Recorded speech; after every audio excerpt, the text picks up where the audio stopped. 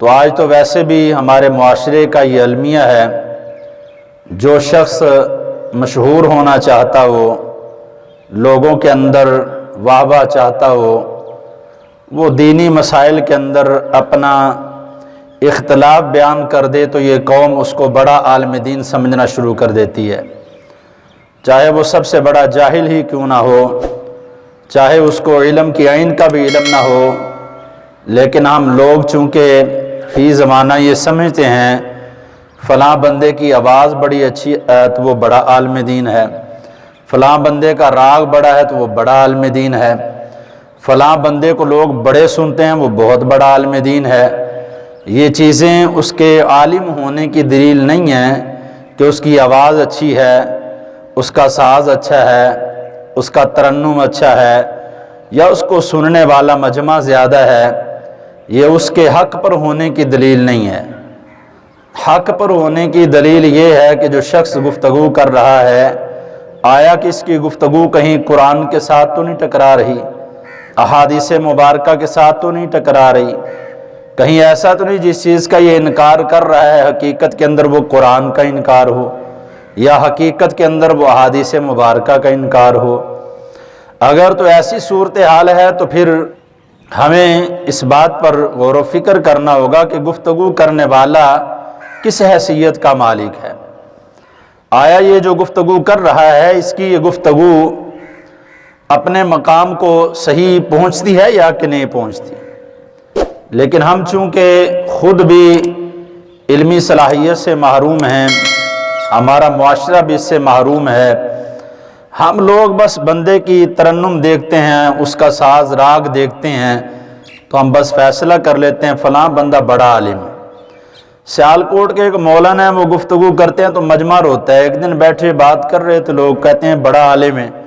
حالانکہ وہ بندہ صرف جو ہے وہ قرآن کا حافظ ہے، یا شاید وہ 2-4 سال کتابیں پڑھی ہوں گی،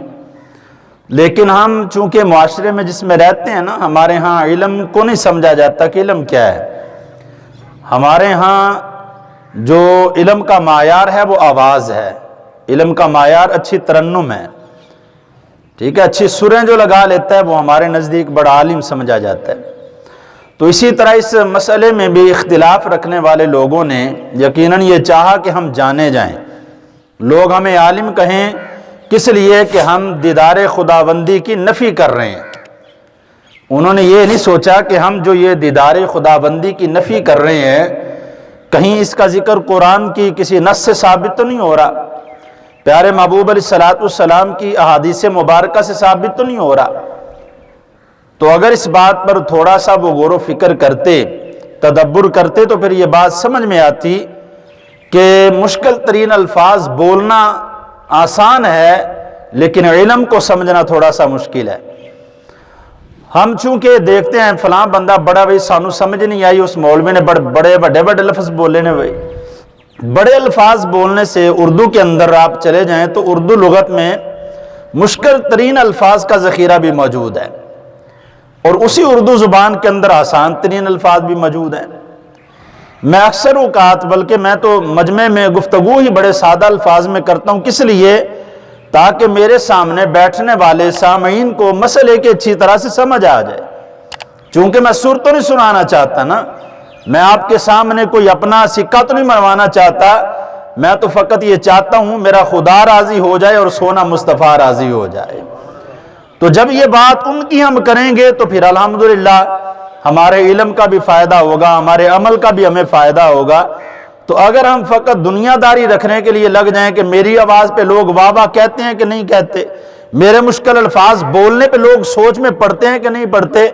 تو پھر فقط ہم اپنے علم جاننے کی حد تک محدود رہیں گے، اللہ کی رحمت سے محروم ہو جائیں گے۔ تو اللہ کی اگر رحمت کو حاصل کرنا ہے تو پھر اس کے لیے امت کے لیے آسانیاں کرنا ہوگی۔ کس صورت کے اندر؟ کہ امت کے پاس جو ہماری طرف سے علم کنوے کیا جائے، ان کو جو علم منتقل کیا جائے، وہ اس انداز کے اندر ان تک علم پہنچے کہ لوگ سمجھ جائیں کہ دین حقیقت کے اندر ہے کیا۔ تو ہمیں پھر سادہ الفاظ کی ضرورت ہوگی۔